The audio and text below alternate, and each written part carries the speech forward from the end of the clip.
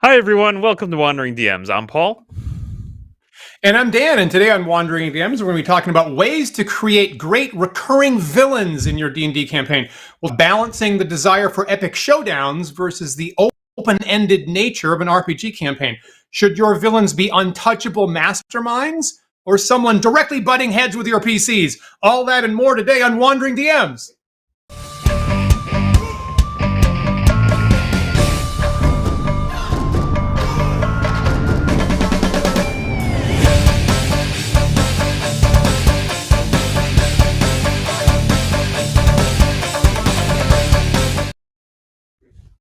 Before we begin, as always, I'll remind everyone that at the end of the show, we will be hosting our after party chat.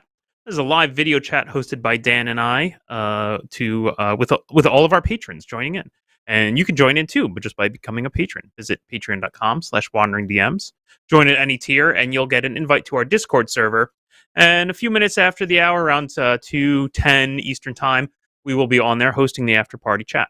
So come and join us. We love interacting with our patrons in the after chat, and we just have some of the best patrons here at Wandering DMs. And again, thanks to Backwias for checking in that we are currently live on Twitch and YouTube and Restream. So we always appreciate that. What a great idea, Paul. And I know that you were talking with a friend about the recurring villains that is in their campaign, and this exact issue is coming up in my Star Frontiers campaign that I was running Friday night, as a matter of fact. Yeah, I want to frame tricky, this right. Like, it's tricky in a role-playing game. Yeah.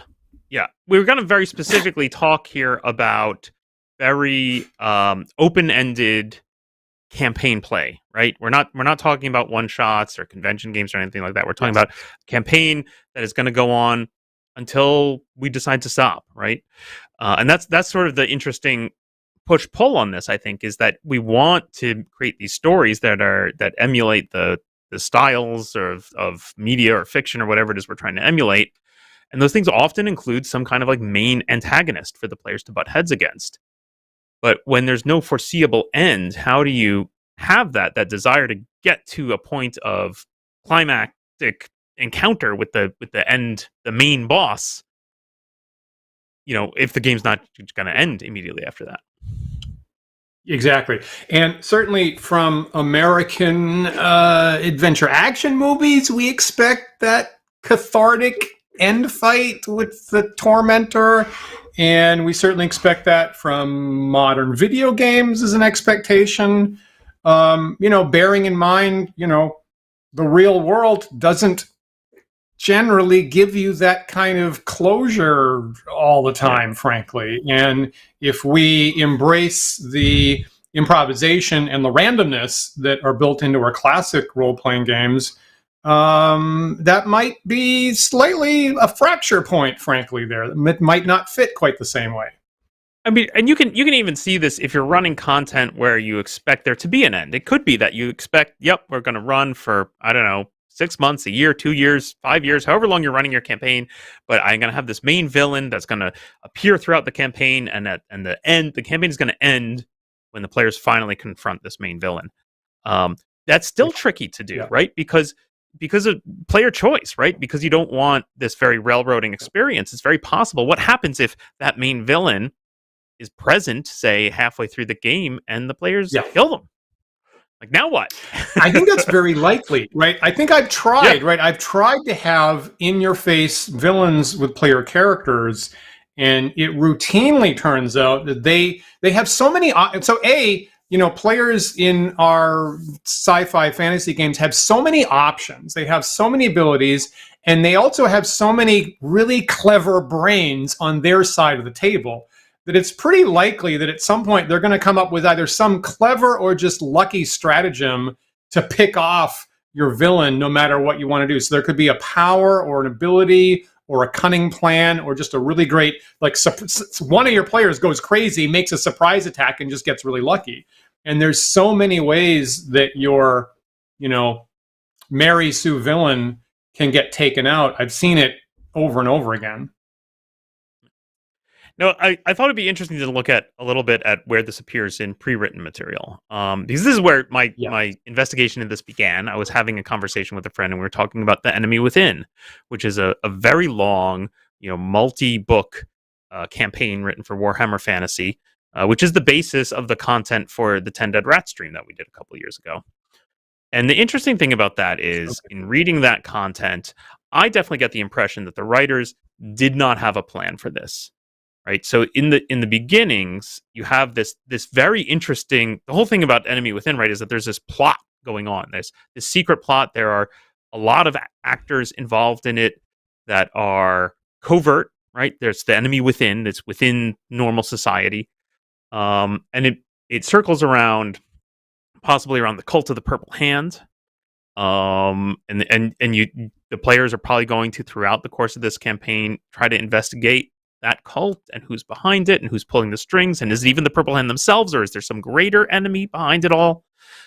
And there's certainly plenty of twists and turns and odd like side quests and etc. within this campaign. But at the end, the question is, at the end, what happens? And the answer is nothing satisfying. In fact, Yeah. It's a known issue with this campaign material, such that folks have rewritten the final book.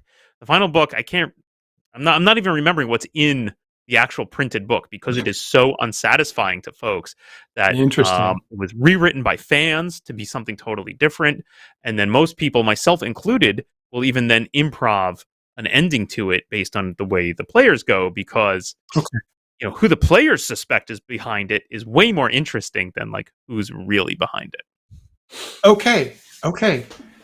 Let me ask this question, Paul, as not being an expert on Enemy Within. Do the books identify a specific leader mastermind?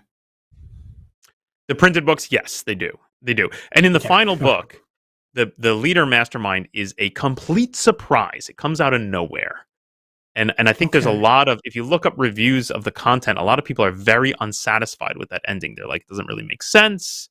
There's no way that the players could have pieced it together. It's unsatisfying. It's weird. It's just strange, right?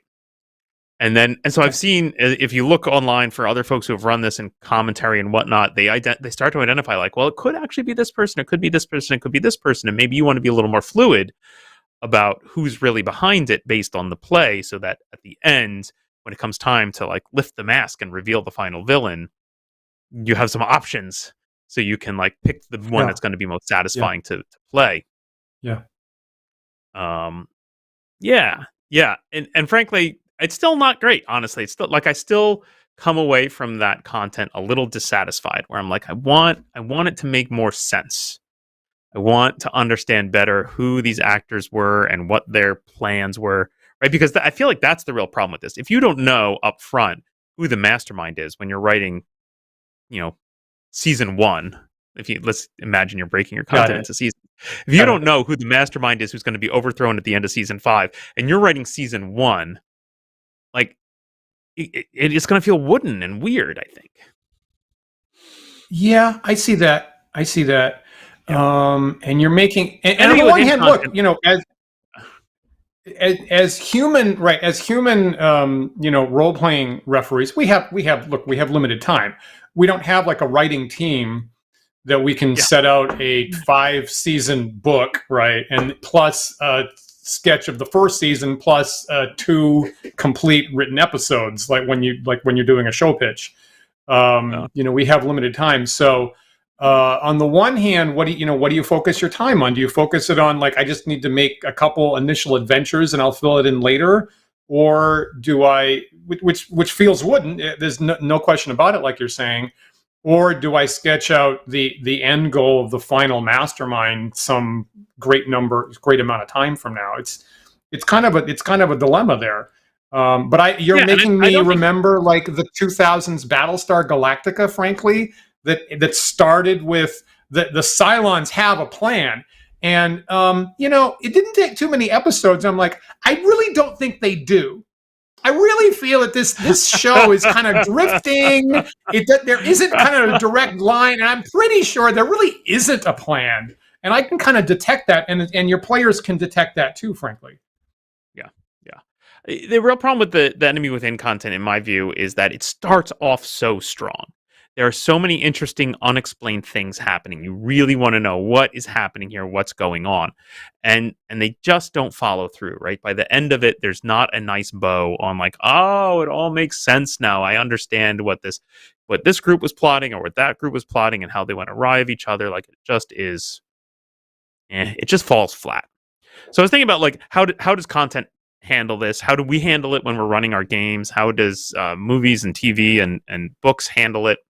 I think one trope that I see a lot is this idea that like you get to a point of finding the main antagonist of the person that's causing all the problems that your group is dealing with, and just in that moment where they deal with that person, whatever it is, kill them, imprison them, what have you, it is revealed secretly they were being controlled by this other group or person, and you go, there's something bigger going on, right? And that can be fun in the moment, but after a couple layers of that, it feels really weird, right? It happens a little too often, and you're like, okay, why? And the motivations of the group A that controls B, that controls C, that controls D is just really hard to map out, man. You're like, really? And if you like backwards apply logic, you think, really, this group put these plans into motion like this and they expected that to work? There's a lot of variables at play. Like, how is that possible? Yeah. Right. Yeah. So I'm thinking of things like, so for example, so like trying to rack my brain for examples of this, right? And so you have like, say, the Star Wars, the original trilogy, the Star Wars, as I like to call it. Right. So you start off with like, okay, there's the evil empire. I don't know, stormtroopers, they seem bad. And then, okay, now they're being controlled by Darth Vader. Oh, he's a real pain in the ass. And then, oh, it turns out he's controlled by the Emperor. That's, and that's really and it comes back to the whole empire, and that's terrible, and etc. And the interesting thing I think about this flow is that finally when it's resolved, and then you go, yes, but we want more Star Wars movies. How do we do more, please? Yes. Then the answer is, I don't know, prequels, I guess. Let's go back in time. And so we can still have those bad guys on the... Do not like prequels. Like another thing I think of is the show series Breaking Bad, which actually does this really well, I think. It has this series of villains that he's facing. He's going through this organized crime group, and like, okay, just as I've overcome or defeated this person, I find out, there's a kingpin higher up the chain. Then now I have to deal with that person, and it does it well and in a satisfying way. But I think because I've always suspected that, I believe Breaking Bad kind of knew what the ending was going to be at the beginning, and so they wrote their series, and then it ends in this very satisfying way. And now we can't have more Breaking Bad. And people really wanted more Breaking Bad. And so how do we do that? We go to a prequel, which was fine. It was good. Better Call Saul's great series, but like they had to go backwards. They could not go forwards because like you just inventing something whole new, right? Yeah. Let me make two side points. So one is that I have watched a number of series that I've been fond of in the past that wound up like, okay, the series goes 1, 2, 3, 4 seasons, and it starts to drift a little bit, and the quality clearly is like, doesn't quite have the energy. And the show is clearly about to wrap up. So the showrunners all of a sudden like pull out all the stops, right? And craft a really nice, like not just go crazy, but craft a really nice, elaborate, satisfying endpoint and have a wonderful last season and a wonderful, really nice closure last episode. And this is so good that the producers ask for another season. It's so good that it gets them another season, and they have to unwind the closure, right, and come up with a reason to go on, and it kind of sucks, right? And the fact that you've actually sabotaged your wonderful ending, and you have one final last kind of poop season that crapped on your good ending. And I feel like Justice League Unlimited, I feel did that, and some other shows, and it's really painful. Yep. I feel like Elementary had the same thing, had a wonderful what should have been the last episode, and they unwound it. I feel like So now I haven't watched a the thing that happens series, sometimes. but I've read the books. That Game of Thrones falls into this, right? And a Game of Thrones, I feel Okay. like, is almost even worse because again, layers upon layers of conspiracy and groups of impacting each other and random events Yeah. happening, and to the point where he just wrote himself into a corner and just couldn't finish the series anymore. And so it just doesn't end. There's just no Fascinating. right. Like, I don't know. Let's go back Fascinating. to the beginning and start making it into a TV show, and then have the same problem eventually when we get towards the end of that season. Yeah. What So I bet that with Martin, I bet that he felt with, I think that the creation of the series is going to give me extra ideas. And as there's additional creative inputs, that clearly is going to inspire me to finally finish it. And then nope, that and didn't then he do just it found either. himself painted in the same I damn feel that's corner as the likely, beginning. yeah. He went, oh no, Yeah, yeah. oh no, here I am, right back where I started from. Yeah. Dan, let me ask you, let's go back to role-playing games. So as I was thinking about how this applied to Enemy Within, I was trying to think of other big campaigns that maybe have this issue. And my brain immediately went to the GDQ series, right? This is definitely a series of modules where, sure enough, you face off against what you think is the main threat, and then you unmask them and go, oh, ho, ho, somebody else is in control. Yes. But I don't know the GDQ series super well, not nearly as well as you do. So I wanted to pose this question to you here in our show. Like, what happens? How does the GDQ series end? And is it satisfying, or is it equally like, I don't know, somebody, I guess, some mastermind did something really bizarro. So your point about the Enemy Within, so I started, when you asked this a couple of days ago, I started digging in, I started thinking about all the examples of classic D&D type adventures. And I was like, well, that's unusual about the Enemy Within. And I was like, oh, geez, that exact same thing happens in this series. And then I was like, wait, that exact same thing happens in this other series. There's a lot. There's actually a lot. It's very common in early D&D series for this to be part of the structure, actually, is to have a mastermind who's completely off screen for the entire series and never detailed and never given a climactic end boss scene. And so the GDQ series is the first series that TSR actually published for D&D, is such a wonderful example about it, because it starts with the Giants trilogy, where the human above lands are being invaded by horrible giants, and you have to go and I will point out that I think TV Tropes calls this the sorting algorithm of evil, right? Is you deal with one evil boss A, right, which in this case are the hill giants, and well, they're controlled by the frost giants, and then they're controlled by the fire giants. And of course, one of the main elements that's made D&D what it is, and has given our good friend R.A. Salvatore an entire writing career, frankly, was having there's going to be some spoilers to 50-year-old adventures here. Just so if you don't want the spoilers here to classic adventures, turn it off now.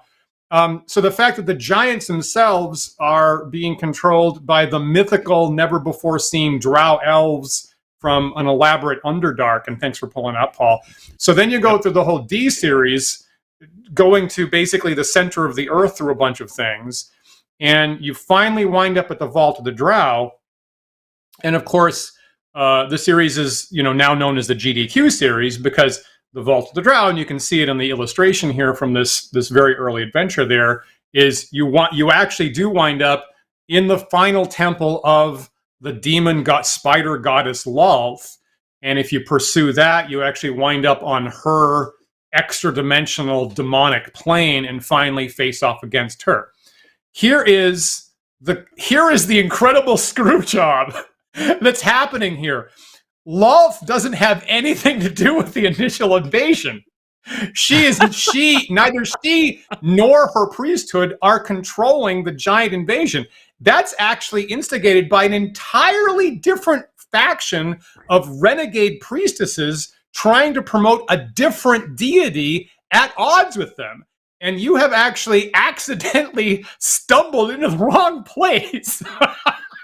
And so if you actually confront Lolth, that's actually the wrong person. And the actual person controlling the invasion is a high priestess named Klavdra. And technically, there's one very brief line in the book of what her stats would be and her companions in her noble house, but there's no map. there's no place, there's no defenses, there's no clues, there's no expectation that you're actually going to have a confrontation with a Cloudra, the person actually instigated it. It's a different person. It's a different being. So I don't know how many players have gone through the whole GDQ series and not realized that they confronted the wrong person. But that's actually how the series is set up. That's and hilarious. It's interesting. It's dramatic. I've run it. And the actual person never gets confronted in any scene there. So how wild is that? Yeah, and so it just fizzles. You never get closure about what the hell really happened. That's super weird. That's super weird. Right? Right. And I'll also say that, Gary, again, these were initially tournament modules. Gary himself wrote the G trilogy, the D trilogy, and I guess had some sketchy notes for what should have happened with the final Lalt adventure. Ultimately handed it off to somebody else to actually finish it. So when those initial monochrome modules were printed, there wasn't any Q module. There wasn't any conclusion to it. Kind of like Game of Thrones. And then a number of years later, he just handed it off to somebody else, and it has a very different tone. It has a very different structure, and it really doesn't feel like the other modules at all. But interesting in its own way. Yeah. So I have some theories on how to tackle this, and I'm going to talk it out to you a little bit, Dan, and go with me on this ride. I think you're going to find we're going to go in a complete 360. I'm interested in that, but can I pitch a couple other examples? Because this isn't the only time that it happens in classic modules.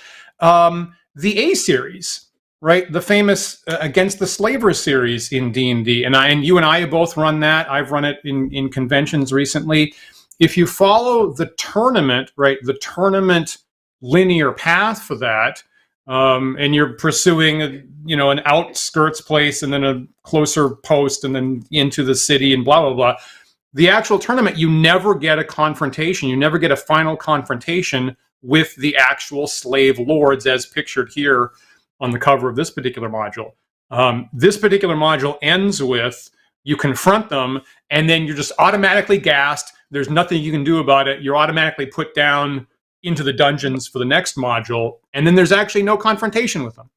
The campaign version builds an option for that, but when I specifically ran through the tournament version, I have had criticism from my players saying, we remember that from a couple years ago. Why didn't we get any final scene? Why didn't we actually get any final closure taking down the slave lords? Because it's not part of the tournament sequence. Right? And then, again, I'm currently running the Star Frontiers Volturnus campaign, and I was just running that Friday night, and hopefully none of my players are watching this at the moment. So, interestingly, in this series, in the science fiction series, there's another organization running a slavers operation also. Of course there is. And they are, right, and they're pirates, they're space pirates. And they are led by a mastermind known as the Star Devil. And everybody talks about him, and you get logs of reports reporting to him. And he's well branded. Like all the jackets, all the machines, all the vehicles have Star Devil branding on them. And nowhere detailed anywhere in the series. Not named, no stats, no location. Never appears anywhere in the entire series again. And my players are starting to run up very close to where they ought to be. Friday night, they were specifically asking, is the Star Devil in that compound? And the answer was, well, he actually has a suite. He has a wealthy suite he can stay at, but he's not there right now because he's actually not anywhere in the series. So again, I'm running up against this same. Clearly, my players are now focused on this supervillain. That's the guy that they really want to eliminate them because he's been tormenting. His forces have been tormenting him for months, and as written, he's nowhere to be gotten. Isn't that funny? That happens over and over again in these series. Yeah. I think it's not surprising because as I think about it, right, I feel like this is a problem that role playing content has been trying to solve for a long time, right? So I think about it seems to me in reaction to all that, what would I do? And like I could see how it'd be very easy to come up with the argument of like, well, the problem is that we just let this content grow organically. We started in a place with lots of mysteries. We didn't know the answers to them, and then we just wrote, and then we just kind of ran out of steam, and it fizzled. And what you really should do is plot it all out in front, right? Know the full arc, Yeah. at least in a sketchy way, and then fill in all the details. And that's how we get stuff like Dragonlance, right? And that's how we get stuff that starts to feel like, oh, there's a plot line, and there's, it makes sense, and it gets super railroady, and maybe is like great for a novel and not so great for a role playing game. And then as I think about it, right, after I got frustrated with some of this content, I started, around 3rd edition, I switched to running a lot of Savage Worlds. And there's a lot of Savage Worlds content from the like early aughts that came out in this time period that also tried to solve this problem. And they liked Savage Worlds content, like I'm thinking stuff like Deadlands or oh gosh, what was the superhero one? I'm forgetting the name of it. Anyway, so they made a lot of no, it was it's probably on my shelf right here if I bothered to look. Champions? It is Necessary Evil. This with my question. There you go. Necessary Evil was the content. Okay. This is all written for Savage. This is not a separate system. This is just content written for Savage Worlds. Right? Savage Worlds generic role-playing game. This is a campaign for playing in a superhero world. And they like to do a lot of stuff that was very, they like to have a twist, right? They liked a surprising twist in their content. Right? Necessary Evil. The gist of Necessary Evil is that you're like B-level superheroes, and the A-level superheroes all just got wiped out. No, I'm sorry. I'm totally wrong. You're B-level supervillains. You're B-level supervillains. And all the superheroes got wiped out by a whole new threat. And now you're the only ones who can come up and like save humanity. And now you're in this weird position of like, I was trying to like take over the world, but now I actually have to be the hero because there's this other threat that we all agree is terrible. Right. Yeah. Okay. I like that. It's actually kind of a clever setup. Interesting. And the other big one I would say is the Solomon Kane content. Like that book. Here's an entire camp. I mean, this is a big fat book of content for playing in the Solomon Kane world. Solomon Kane, a character created by Howard? Name's Howard, Robert E. Howard. Really fun content, kind of vaguely historical, supernatural stuff. Okay. What am I getting at? The way they set this up is they make these big major elements. They sketch out these like big, like, okay, here are the big major plot points. And they even call it plot point. That's what they called it. Here are the major plot points of the campaign. And then here's little slices, little vignettes of other stuff that can happen. But we don't necessarily say that this has to happen in a specific order. And we give you, the GM, the ability to mix and match and shift things around as long as the players end up at the major inflection points. And it's very interesting because it's trying to give that illusion of choice when in fact there is none, right? You start off, if you imagine it as sort of this point graph, right? You still have this linear line of major plot points, but like it fans way out and then it collapses, right? And it fans way out and it collapses. Yeah. Right? Players can do a bunch of stuff, but eventually it's going to lead to this. And the problem with that is it still feels railroady. It doesn't work, in my opinion. It still feels railroady. I believe it. So here's my current working theory.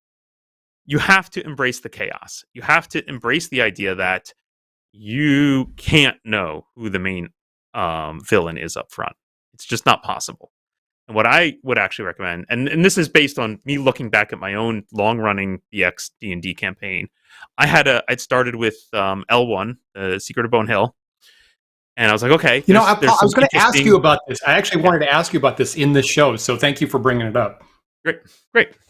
Okay, so starting with L1, I said, like, the interesting thing is there's some major wizards here. You've got Peltar the Sorcerer in town, who's like a very helpful NPC. I like to make him a little double-sided in my games. Players kind of love to hate him, hate to love him. But he's generally helpful, and he's driving the missions that the players are going on. And then you have a wizard named Tevlar, who's out in the wilderness and has got a castle full of bugbears and is clearly up to no good. What no good is he up to? We don't know. Not specified. Right? And so when I was running it, and I was trying to use this as like my starting point for a campaign, but I was trying to leave myself lots of space to explore and do new stuff. I thought Tevlar's going to be the main villain. And I came up with like a whole lot of stuff of like what he's up to and why he's on the outs with other wizards and, what are his motivations, what kind of plans and evil ways is he going to machinate to screw with the players. And the players encountered him a few times. We actually even had a wonderful setup where they encountered him and he almost TPK'd them, but one of the players cleverly decided to surrender, which was super fun. Great. Right. So I had this evil wizard kind of in play, but frankly, he fell a little flat. Like he didn't last through the campaign. The players kind of got disinterested, did other stuff. They started to explore the larger world. And he just kind of fell to the wayside as a not very interesting person. So what did happen? Well, when I was creating the larger world that my L1 little sandbox lives in, I decided, okay, it's part of a larger kingdom. And I thought, it'll be clever if that larger kingdom does not have one king, right? The king maybe has died, and now there is debate. The succession is in flux. And I came up with like two major princes. Hank and Gwei are their names. Prince Hank and Prince Gwei are actively fighting over who gets to control the kingdom. So kind of get this little War of the Roses kind of feel to it. And I made each one of them unique in different ways. One of them was like they're both ultimately power hungry, right? They both want to just take over the kingdom. They want to be in charge. They want to be crown king. One of them is very military minded, right? He's got this big army. He's marching around the countryside and he's just declaring martial law and being like, I'm in charge. Listen to me. Bend the knee. I win. The other one is more subtle. He's more interested in magic. He's making interesting little connections. He has little spy networks, etc. And he's doing whatever he can to undermine his brother and find a political way or possibly a magical way to forward his goal of becoming in charge. Here's the interesting thing about them. Neither one of these guys is necessarily specifically an adversary to the players. This is just context of the world that they live in, right? But the fact is, as my players played the game, they found the military warlord Prince Hank, was just constantly getting in their way. And so they started to really despise him. And so then they started to find ways to back the other prince. And then, right? And so over time, Prince Hank became the major villain of the campaign, not by design, but because the players chose into that and decided, we don't like what he's doing. And then just start to interpret stuff, right? And the apophenia takes over and they're like, he did this on purpose to screw us. Damn you, Hank. Right? I'm like, well, I was just making decisions about this NPC based on his goal. His goal is conquer my kingdom through military might. The end. That's my goal. Which is it just rubbed the players absolutely the wrong way, and they loved to try and push against him in any way they possibly could. So this is my theory on like good antagonist and recurring villain creation for your campaign is to don't try to make a good villain. Instead, make a couple interesting, high-powered villains or organizations who have contrary goals, right? Who are maybe going to rub against each other. Give them very concrete goals, right? They want to do this thing. And then just root yourself in that. And let the players decide which one of them is the villain. I think that's brilliant. Paul. I hadn't thought this closely about this before you brought this up as a conversation point this week. And so probably 48 hours ago, I might not have said this, but having thought about it, I agree. I think that's a great way to put it. I think that, some of our viewers in chat could anticipate this. Like Joshua a couple minutes ago said, some of the most fun is when the players spontaneously decide they really hate some guy. And then Joshua said, just have lots of horrible NPCs. They'll inevitably decide someone's their archfoe. And I agree, that happens. Not even, sometimes not even someone who you plan to be that terrible. I think I've had, like a bureaucratic civil servant that was just like not very helpful and trying to follow the unhelpful laws and just blocking them in a lot of ways. and someone that they can't just like immediately start stabbing. And that became like really hateful because it happened again and again and again. That became really, sticking in their craw, and they started to really hate that guy. And I didn't intend him to be evil, but just unhelpful was enough. Yeah. I think that makes for a better villain, honestly. I think that, like, if you set out to make a major villain who's like, my goal is to take over the world, to destroy all goodness, to, like, whatever, be the supreme being in the entire multiverse, it's not that great. When your villain, their goal is, I just hate my brother and I want everything he has. Like, that's a better villain. Yeah, I agree. Yeah. It's relatable. You can elaborate on that. There's a bunch of ways you can interface with it. It feels like the players legitimately are making a decision about whether to be allied or opposed to him. With if the Cthulhu's showing up, I mean, unless you're insane, you're inherently opposed to them just by your nature as a being. But yeah, if it's someone that maybe could be allied or not, there's a lot more buy-in when they actually decide that that's someone they're allied or opposed with. Yeah. I mean, I noticed this even when I was running the Solomon Kane campaign content in Savage Worlds. I noticed this. I had some minor NPC who isn't even named in the content. He's just present. He's just in the wrong place at the wrong time. Whatever, has his own goals, and in the fight, he's like a minor lieutenant, an unnamed minor lieutenant in a group that the players are dealing with. And in that campaign, when I was running that, he escaped. Right, he, for whatever reason, I think in the battle he decided, we're losing. I'm going to run away. Right, and he ran away. And oh my gosh, the players just glommed onto him. They were like, I hate that guy. That guy is the worst. We're going to take him down. He must be very high in the organization. He must have a lot of control. He seems inferior, but it's clearly much more important. And I was like, he's a footnote in the book. He doesn't barely, I had to name him. I had to give him a name. Like the players seem into it. So I was like, all right. And then, frankly, I think I worked against myself by then pushing the content that's in the book rather than just running with, no, this guy's clearly in charge. This is the real bad guy. So what a great observation. And I wanted to elaborate on exactly that point, Paul, so on the one hand, right, here's a mistake you can make in a classic role-playing game.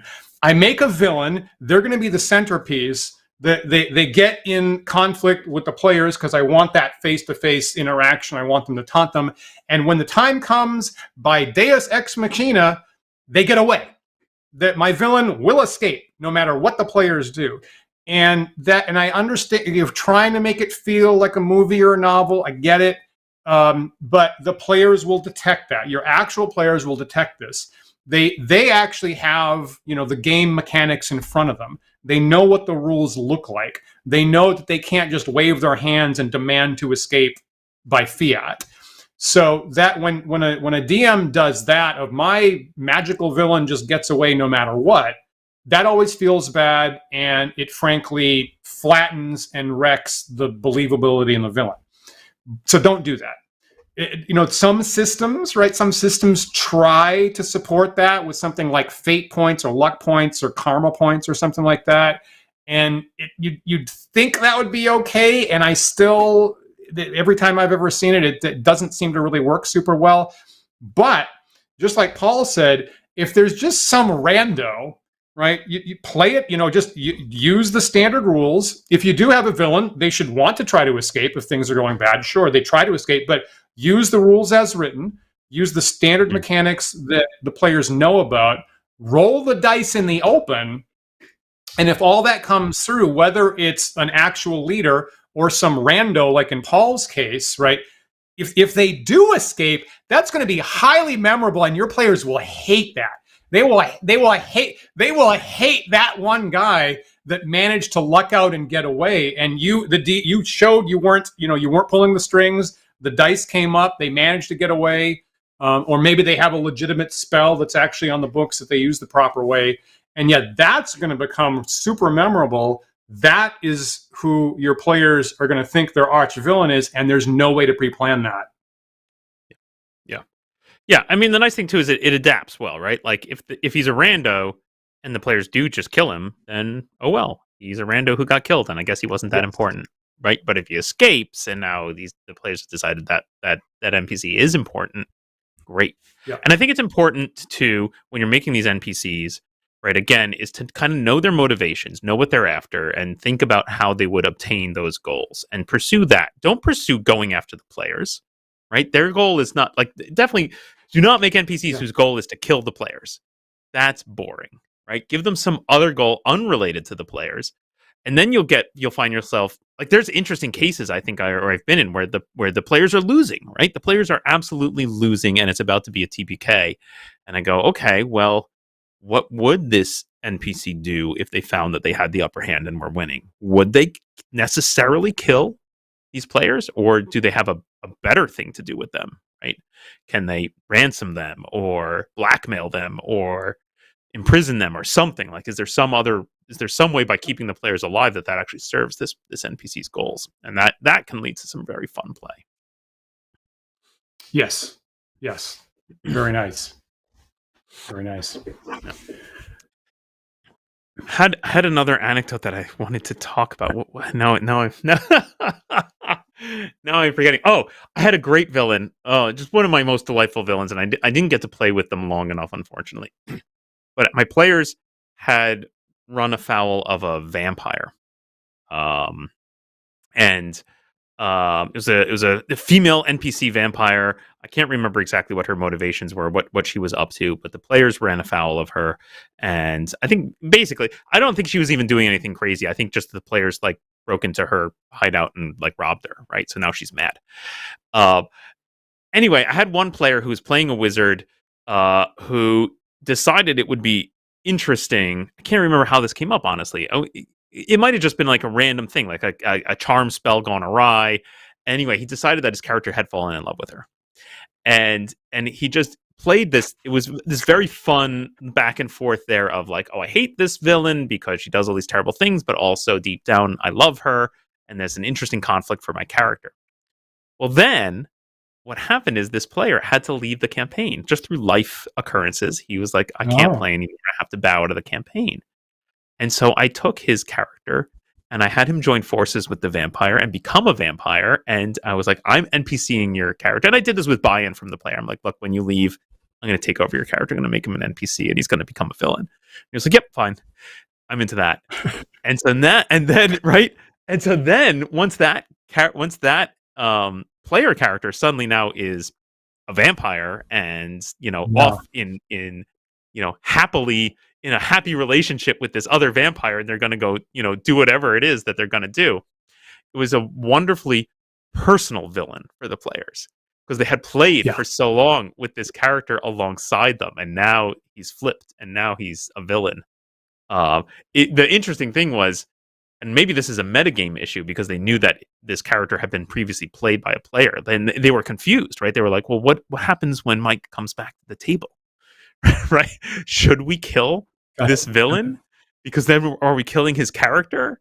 Right? And so they just can't. And the nice thing was, I didn't want to resolve that for them because I'm like, good, you should feel conflicted about whether or not you should kill your friend. Yes. That's great. Yes. Right. Yes. And I've been doing that. I've been embracing that in my games recently too. Of there is, maybe something you wouldn't even want to publish, maybe something, but awkward moral issues that are legitimately, I don't know, like I have an ally NPC demanding that they turn over prisoners for execution. And I just throw it on the table, and the players need to. It's like I'm not aware of any good resolution to this, but I'm going to throw it out there, and the players have to grapple with it. And I feel that it's very, it's very honest that that's a legitimate problem, and I am not there to relieve the anxiety. I'm not there to relieve the problem. The players have to work that out themselves. And a couple things happened Friday night that they had to deal with like that. and I don't mind throwing stuff without a clean solution to my knowledge in front of them, and that actually makes for a really interesting play. That's made for some really memorable, good stuff lately, frankly. Yeah, that's a really good point. Yeah. So to boil it back, I would say that for me, if you're getting ready to run a campaign and you're doing a little upfront world building, the most interesting thing is to come up with probably more than one, right? 2, 3, maybe 4. In my case, I came up with 2, and in retrospect, like 3 might have been great. Major NPCs who have very specific goals, who are maybe a little morally ambiguous, right? Are going to do they're going to do whatever it is that they need to do to pursue their own goals, right? Hopefully goals that are maybe a little contrary to each other, so that those NPCs will be necessarily in conflict with each other, and then just get them in the world and have them start doing stuff and having it push things around. The players will bump their heads into it, and then they will decide who in that major NPC power relationship I think is good and just, and who is evil and needs to be destroyed. I agree with that. The biggest emotional buy-in that I've seen from players has generally been surprises to me, and discovering that in the series of the campaign in a way that you couldn't have pre-planned or even guessed. It's a really weird thing. It's a really weird thing about this hobby, this improvisational hobby, that the best parts of it are this magical combination of what you, the DM, has put forth as a world, and what the players interact in ways that you couldn't foresee. And that actually always gets the highest emotional content, and that gives you an opportunity to dig into it. But it's something you have to embrace on the fly. And I agree, that's definitely what's gotten the best impact in my game, certainly. All right, since we're in such agreement on this, Dan. Yeah. I mean, if we go all the way back to like Castle Greyhawk, right? Gary's Castle Greyhawk, mm-hmm. right? There is a wizard Zagig, which is sort of his last name in reverse. There's a mad, crazy wizard Zagig that made the dungeon, and set the traps and puzzles and all kinds of things. And he's not around. He's not there anymore. Technically, he survives in the campaign, but maybe he has escalated to an extra dimensional space in some way. And we said a number of times, we near the top of the hour, actually, I think it was David Heron who suggested this is why liches and abyssal villains work so well. They can usually come back, is one thing. So you might have a mastermind that's actually in a different space, in a different dimension, possibly, and then the players really, really can't get to them, at least to begin with. Dan, this segues perfectly into the puzzler I was about to give you, which is this. Even though we agree, and we this sounds like, this is a great way to set up your villains. How do you handle the case when the players then, whether the villain was preconceived or you went through this improvisational way of creating this master villain, what happens when the players deal with it, right? When the players confront that villain, say, kill the villain, now what, right? Do I have to end my campaign? Is my campaign over? Do I just fall for the but you didn't realize this villain was under the control or influence of someone else? I think that the campaign may be over. And, the early role-playing, like early D&D, was really held out as the campaign's going to go on forever. There wasn't any conversation about how long will the campaign go, just like it's inherently open-ended. And so I think, and this is a really, and I might be wrong about this, but it's such a good question you posed, Paul, that with, Castle Greyhawk could be extended ad infinitum, but the master controller is nowhere to be seen. And that's why it can go on potentially forever. I think that much like your Breaking Bad example, you do have to be aware that if this has gone on like this and this has become the theme, this villain, this now known villain has become the theme of the campaign, that might possibly, one way or the other, indicate the end of the game. And I think that's why, as I reflect on it, I actually am going to embrace these cases, these early series cases where the mastermind isn't anywhere in the adventure. like GDQ or the A Series tournament or Volturnus. Or what about White Plume Mountain? Right, White Plume Mountain. There's a master wizard. They stole the artifacts. He left a taunting note. He talks to you by voice, not in the adventure, nowhere to be found.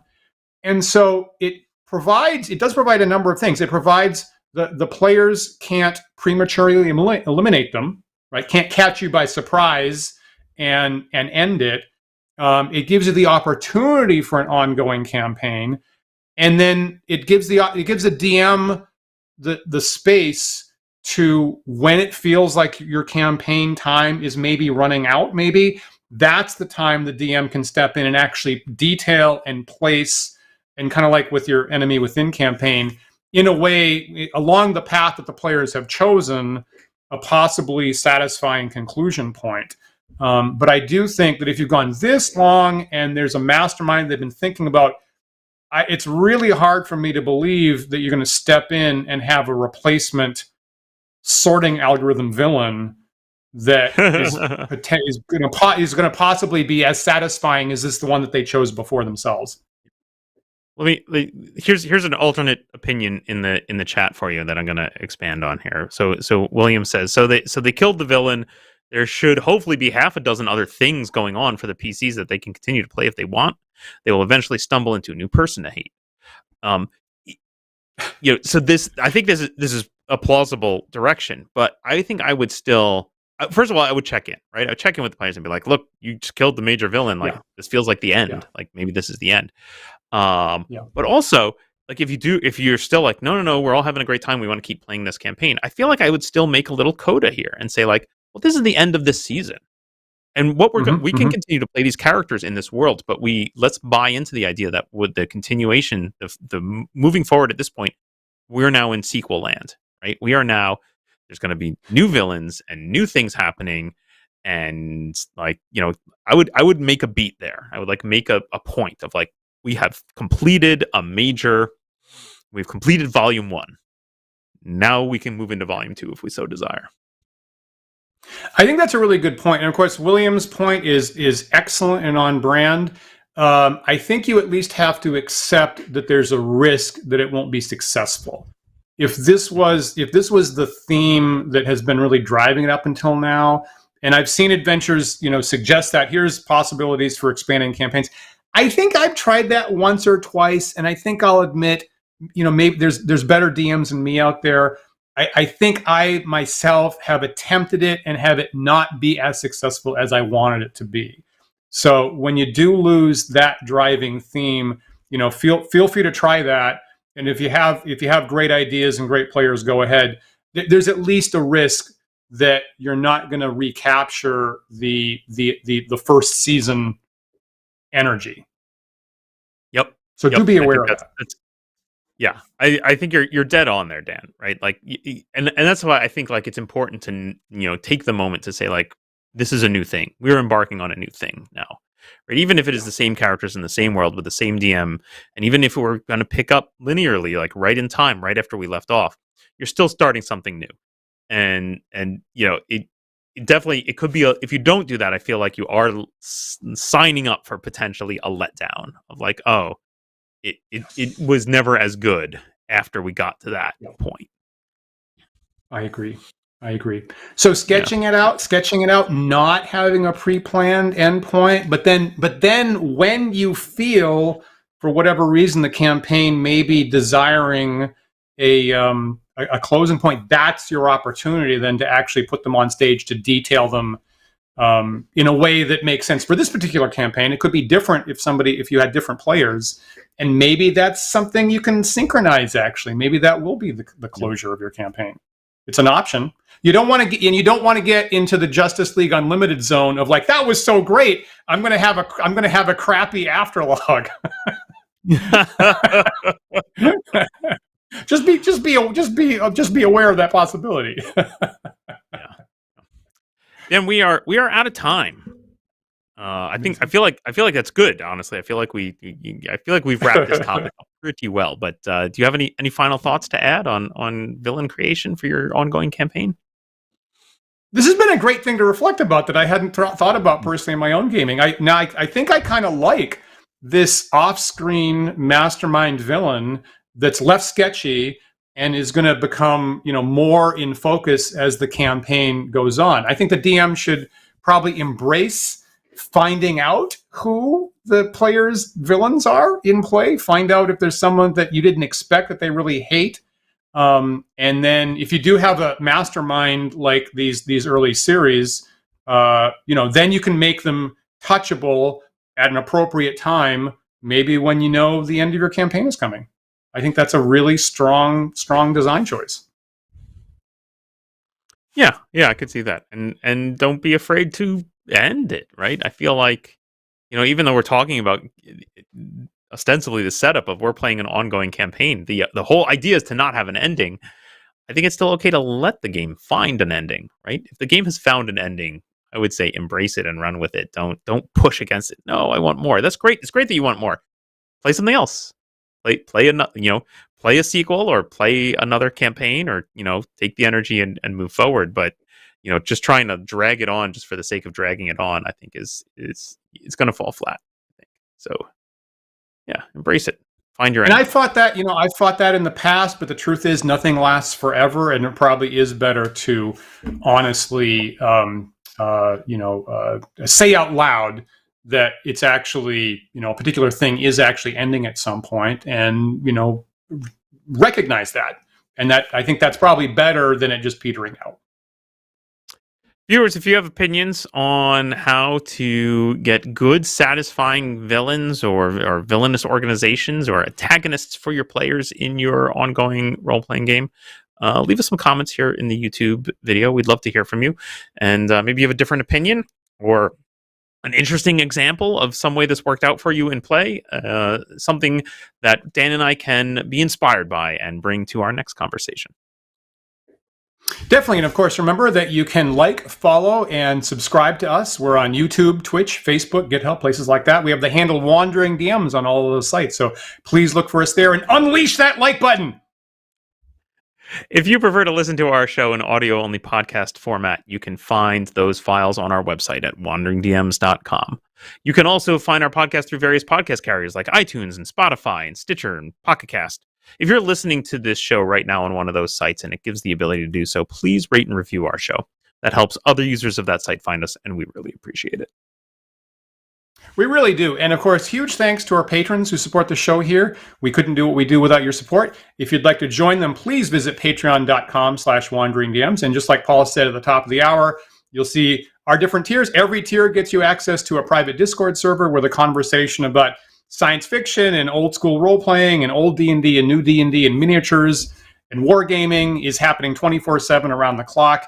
And we will be there in about 10 minutes for our live video after chat with our patrons. We would love to see you there if you're a first-time comer. We have a great conversation. I already have a couple things that I want to respond to in the chat, actually, that we didn't get in the hour. So thank goodness we have that video after chat here today, Paul. And we will. So normally we have a bit of a season break near the end of the year. We're going to have one more episode next week where we're going to do a review of our 6th season, as amazing as that is here in 2024.